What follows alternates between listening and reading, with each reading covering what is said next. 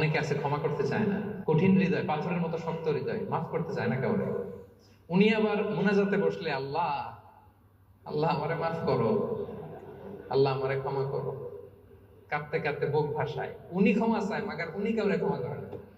এরকম ডাকাত আছে না নাই? চিন্তা করছেন? উনি ক্ষমা চায় আল্লাহর কাছে, কিন্তু উনি ক্ষমা করে না। প্রিয় ভাইরা, ক্ষমা করুন। যে ক্ষমা করে সে ক্ষমা পায়।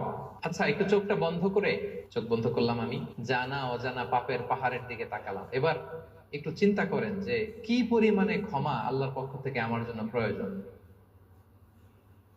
চিন্তা করেছেন?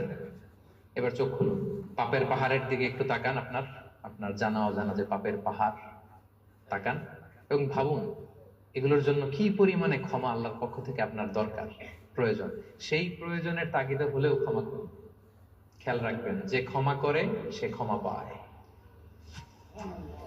যে অন্যকে ক্ষমা করে না সে ক্ষমা পায় না। তাহলে আল্লাহর কাছে ক্ষমা চাওয়ার আগে আপনি আপনার পাশের লোকদেরকে ক্ষমা করবেন। পারা যাবে তো ইনশাআল্লাহ? ক্ষমা এটা সবাই করতে পারে না, এটা অনেক বড় মহৎ গুণ। যার হৃদয় বড় সে ক্ষমা করতে পারে। অনেকে আছে ক্ষমা করতে